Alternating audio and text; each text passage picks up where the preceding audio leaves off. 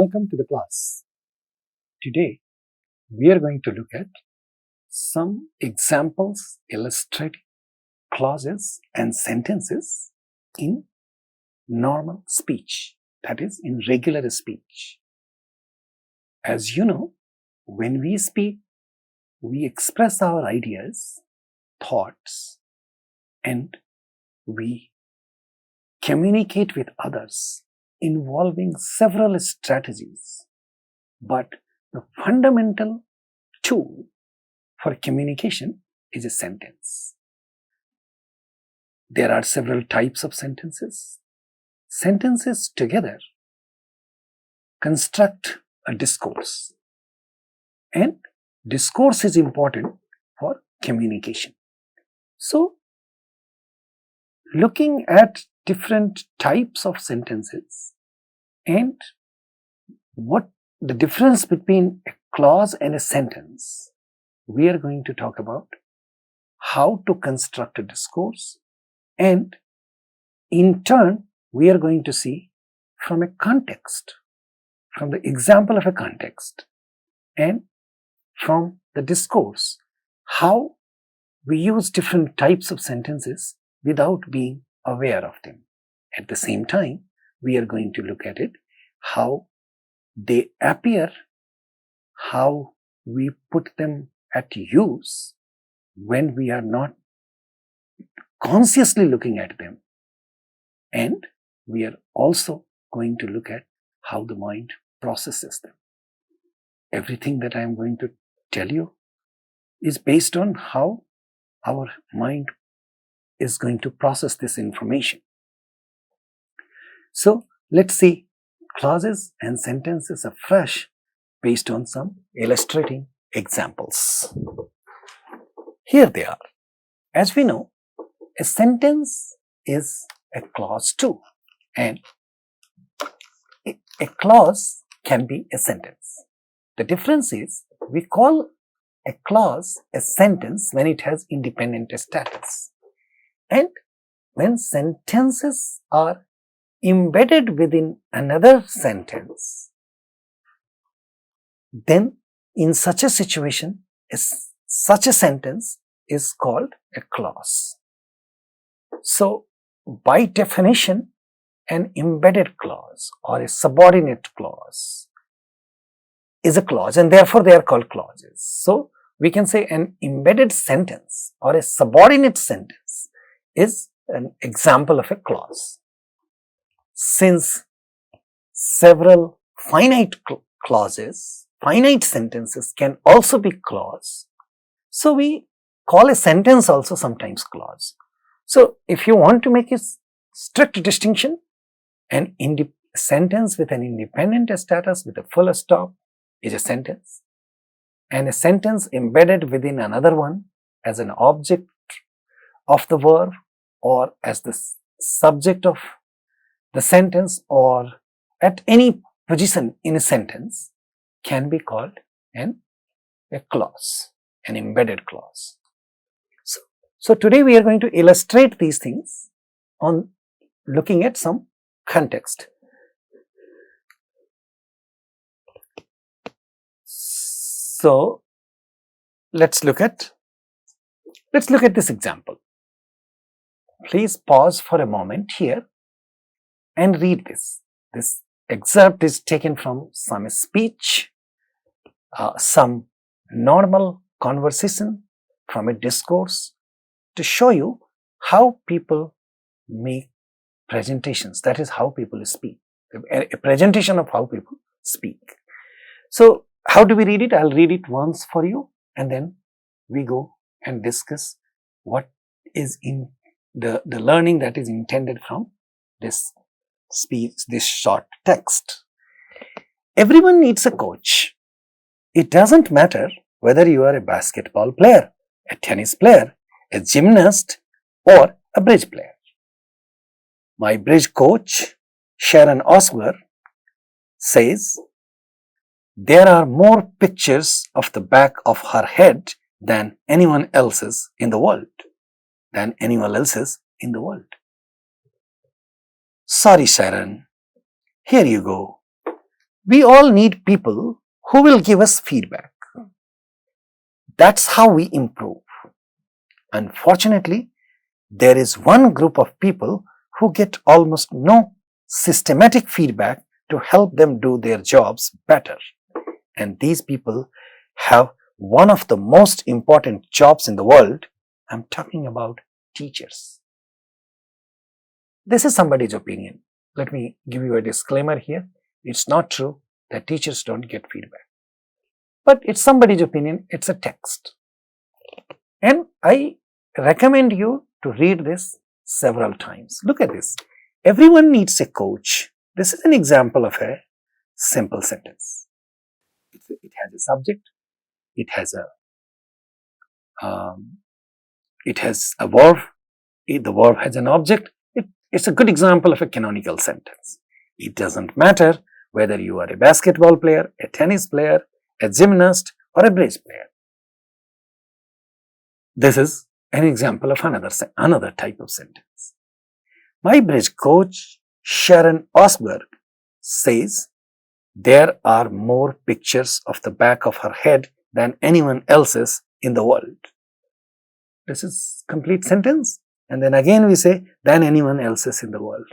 This is how sometimes people speak. They repeat parts of a sentence that they have already spoken. So what we have done here is we have given you just as people speak. Here you go. We all need people who will give us feedback. Look at this. Who will give us feedback is an example of a relative clause. We all need people. So the sentence technically ends here, but this noun, people, is being modified by that sentence. Unfortunately, that's how we improve. That is how we improve. Unfortunately, there is one group of people who get almost no systematic feedback to help them do their jobs better, and these people have one of the most important jobs in the world. So, they are making this long sentence to make sure that the hearer understands what the speaker is talking about, but again adds the answer at the end of it. I'm talking about teachers. Implying that teachers have the most important job in the world because they tell things to others, they give feedback to others, that is students, but here implication is there is one group of people who never get feedback. So, if you look at this short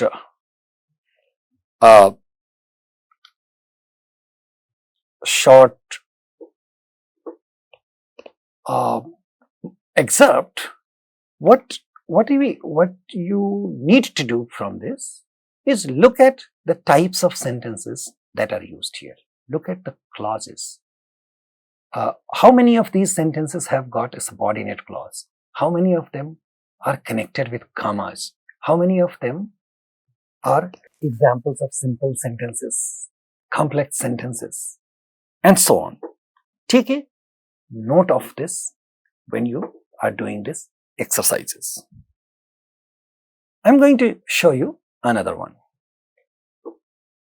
Here, 6 weeks later, Rajam came to Swaminathan's house to announce that he forgave him all his sins, starting with his political activities to his new acquisition, the board high school air, by which was meant a certain slowness and stupidity engendered by mental decay. Now, as it is clear from this, it's just one sentence. So again, look at this example about the type of sentence it is and embedded sentences within. So when you go through it carefully, you will see this whole thing was one sentence, but it has 3 different things in it. This is the main clause. 6 weeks later, Rajam came to Swaminathan's house to announce. It should have a full stop. That and this is a subordinate. This is the subordinate clause. To announce what? That he forgave him all his sins, starting with his political activities to his new acquisition, the board high school air. And again, there is a subordinate clause by which was meant a certain slowness and stupidity engendered by mental decay.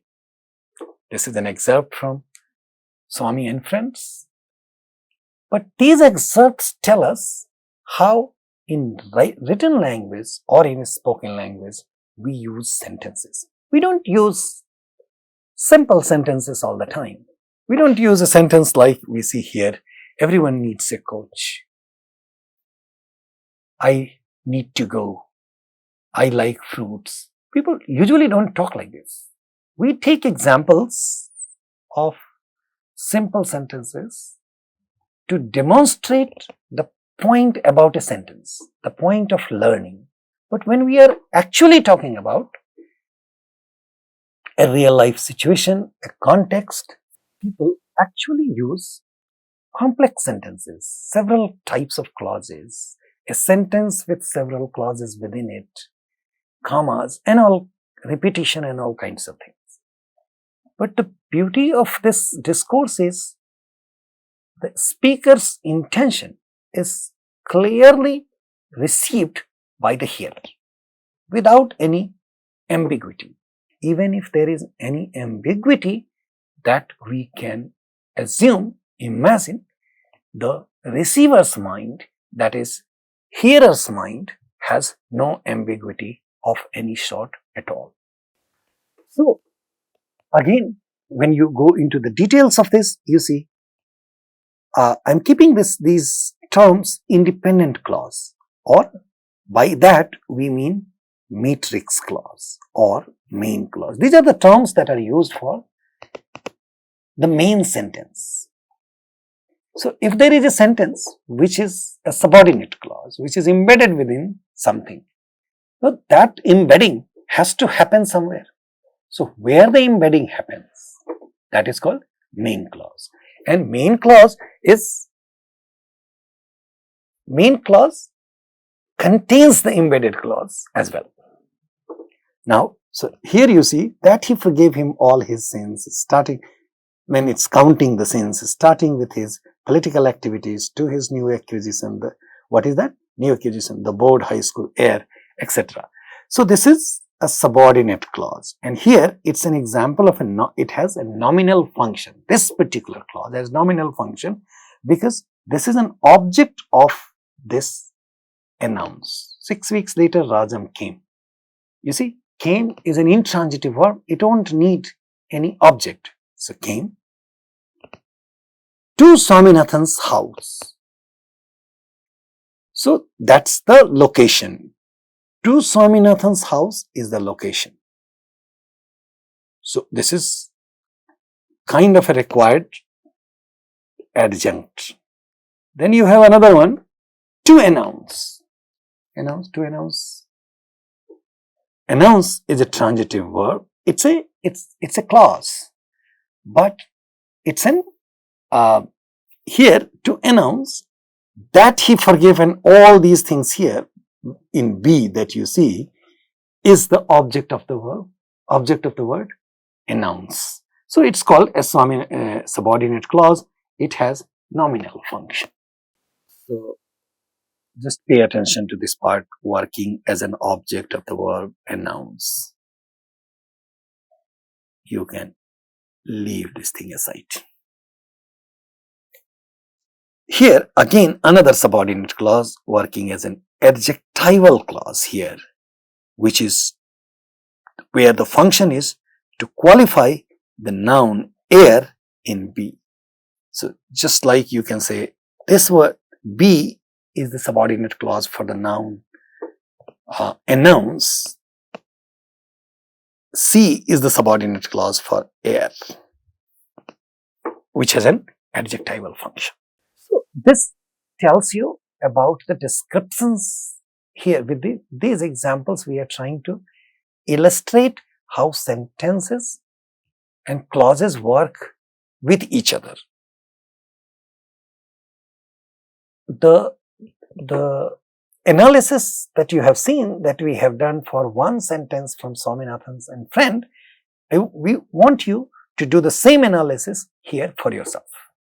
So, for the purpose of the use, this knowledge does not appear essential. That is, we don't need to know everything about subordinate clause or main clause. What is the subordinate clause? What is the main clause? We just speak. But we need to look at this analysis as an evidence to see how human mind processes information, how one thing is connected with the other and nothing is irrelevant or independent within a sentence. So, for a clearer picture of this, when you know this analysis, it gives you an idea of the processing of these issues in our mind. So now that you know how these things are resolved by human mind, let's look at what is an independent clause. I just told you an independent clause is a sentence where we find embedded clause within it. An independent clause since it's a sentence, it has both subject and the predicate in it.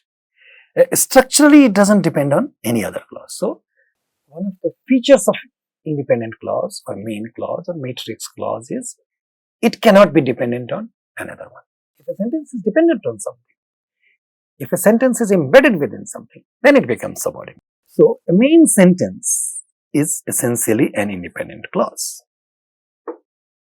All simple sentences are independent clauses.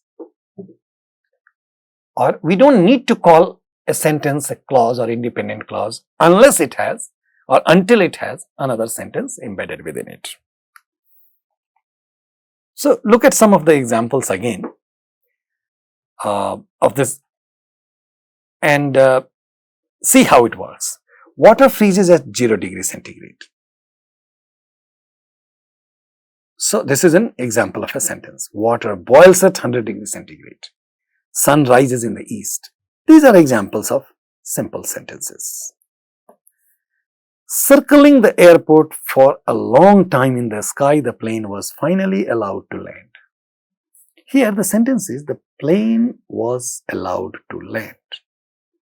This is kind of a passive sentence, but when you see this circling the airport for a long time in the sky, you see this whole clause, this has adverbial function.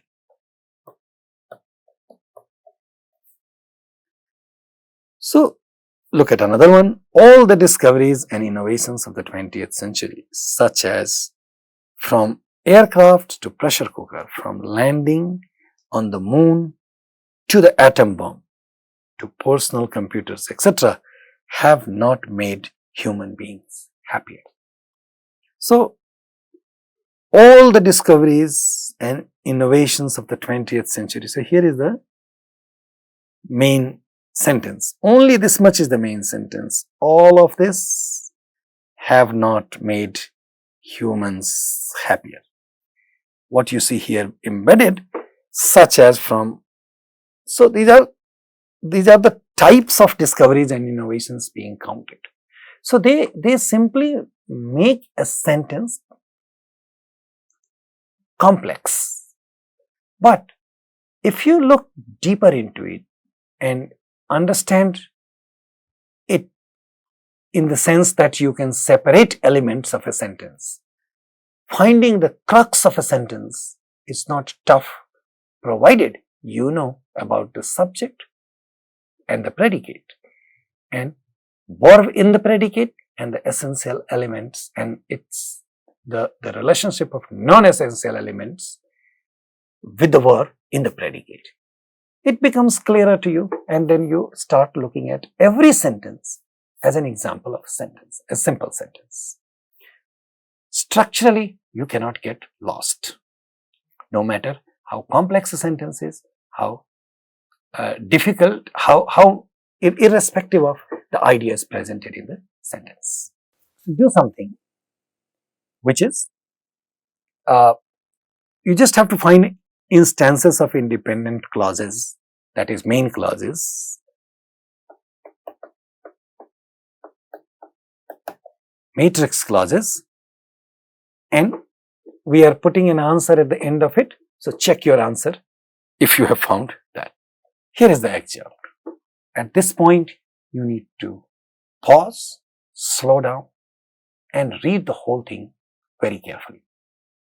You don't have to worry about your pronunciation at this time. You don't need to worry about anything when you are doing it for the purpose of exercises. But this is the time where you can do multiple things in one exercise. If you keep track of your pronunciation, if you keep track of everything else in the mind, the task becomes easier.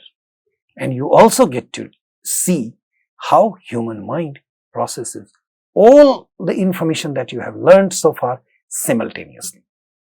So, I read this thing very slowly for you so that it helps you read.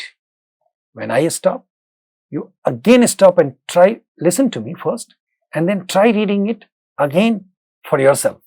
What you need to do is not difficult, but nonetheless, you need to do this to get the answer. Don't move forward without doing this exercise. So here you go. After making his exit from Albert Mission School in that theatrical manner, on the day following the strike, Swaminathan became so consistently stubborn that a few days later his father took him to the board school and admitted him there. This is one sentence. At first, Swaminathan was rather uncertain of his happiness in the new school, but he excited the curiosity that all newcomers do,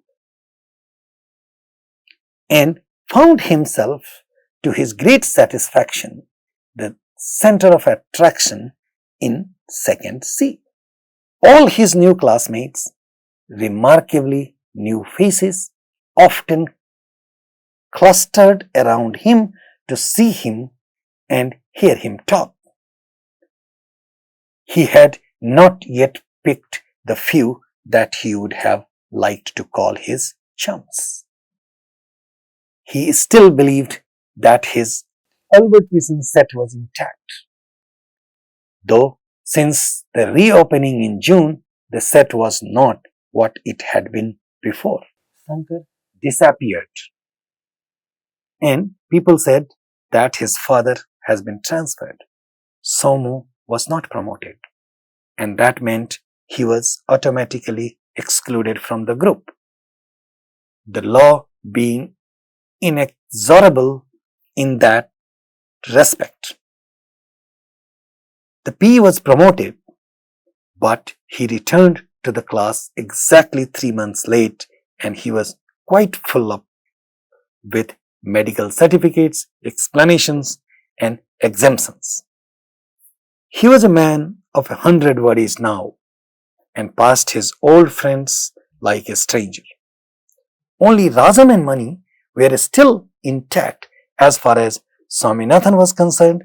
Mani saw him every day, but Rajam had not spoken to him since the day when his political doings became known. So you need to read them a couple of times in a real natural manner that I have just demonstrated to you. Even if you make a mistake, keep reading several times and it will improve for you. And then then pause here. Keep in mind the question that you have to do. What you need to do is to find independent clauses. You will come up with this list for yourself. and this will become clearer to you. If you find more, examine why and how. So at first Swaminathan was rather uncertain of his happiness in the new school. All his new classmates, remarkably new faces, often clustered around him to see him and hear him talk. Mani saw him every day.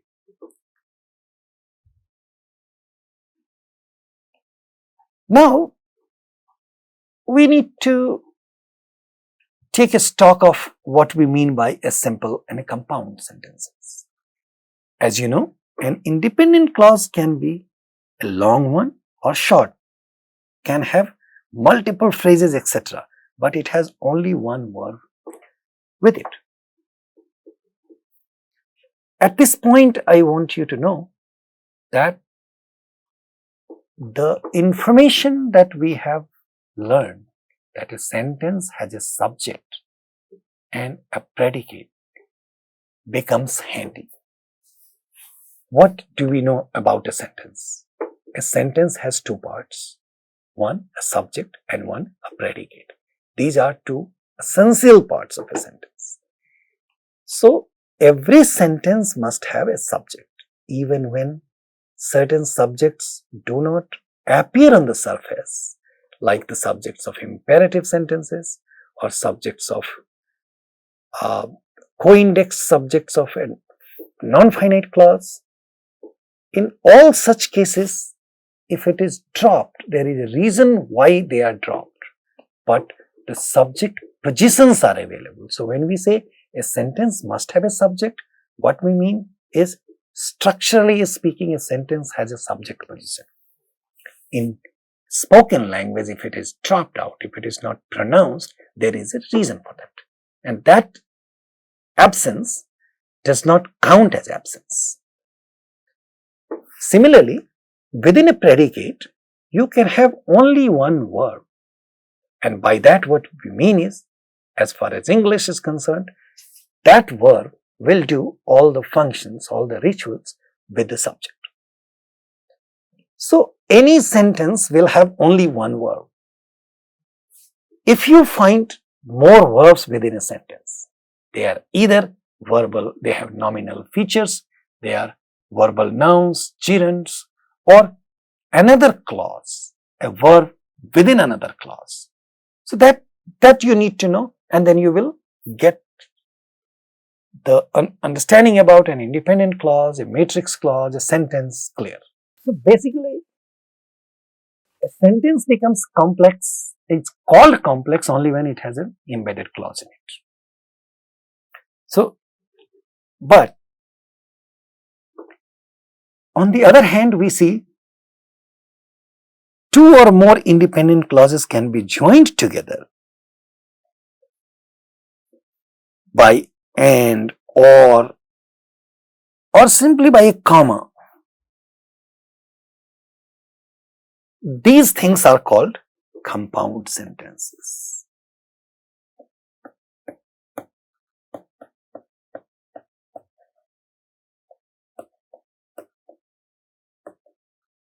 So, one more time, compound sentences are two independent sentences combined together with and, or, commas, etc. Complex sentence has an embedded clause within it which is connected with other components of that sentence. So, look at these examples. I came, I saw, I conquered. These are some of the biblical type of sentences which are more metaphoric or phrasal in nature. So, here they are independent sentences. I came, I saw, I conquered, connected with each other by the use of comma. Look at this. Sometimes I have idlis for breakfast, comma, but some other times I also like bread. So, here you see this comma connects the two sentences. European workers generally go to church on Sundays, or they go to work for charity on these days. So, here or connects the two sentences. Many call the check-in desk before leaving here and connects the two. And she reached the airport in time. Mary called the check-in desk before leaving and she reached the airport in time. So these are examples of compound sentences. The sentences above have independent clauses joined by conjunctions or commas. Sentences of these kinds are no longer simple sentences. When there are several simple sentences, they are combined together, then they are not simply a simple sentence. And they are called compound sentences. So, as you know, when two more sentences are connected with commas or connectors like and, they are called a compound sentence. Now, we have one more activity for you, which is look at the paragraph, which is the same paragraph that you have read. You need to find compound sentences, not complex sentences, compound sentences. So, take a deep breath, sit down, relax, read this one more time. I will read this one more time for you. Then again, you pause and read it one more time. After making his exit from Albert Mission School in that theatrical manner on the day following the strike, Swaminathan became so consistently stubborn that a few days later his father took him to the board school and admitted him there. At first, Swaminathan was rather uncertain of his happiness in the new school, but he excited the curiosity that all newcomers do and found himself, to his great satisfaction, the center of attraction in the Section C. All his new classmates, remarkably new faces, often clustered around him to see him and hear him talk. He had not yet picked the few that he would have liked to call his chums. He still believed that his Albert Mission set was intact, though since the reopening in June, the set was not what it had been before. Sankar disappeared and people said that his father had been transferred. Somu was not promoted and that meant he was automatically excluded from the group, the law being inexorable in that respect. The P was promoted, but he returned to the class exactly 3 months late and he was quite full up with medical certificates, explanations and exemptions. He was a man of 100 worries now and passed his old friends like a stranger. Only Rajam and money were still intact as far as Swaminathan was concerned.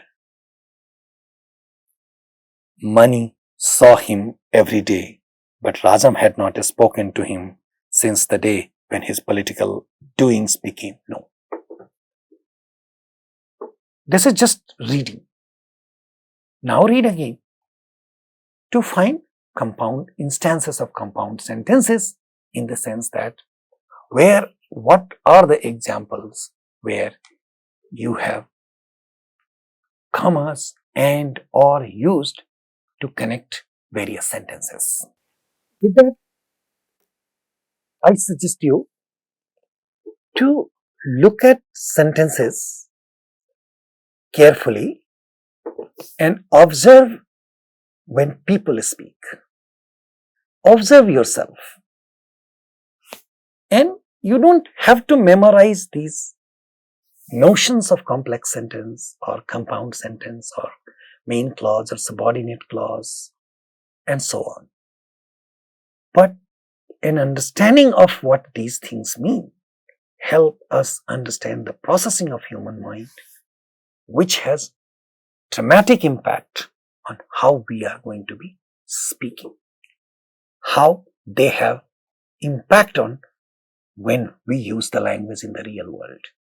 Trust me, these things will improve your language completely at a different level, and you will become a very confident speaker and writer with substantial understanding of the target language for yourself. We must aim for substantial understanding and not the cursory one. We should not fix a goal which is shorter and hollow. A clearer understanding, a substantial understanding of the target language will make you a confident speaker. It will make you feel very different about the new language. Thank you. Until we meet next time. Take care.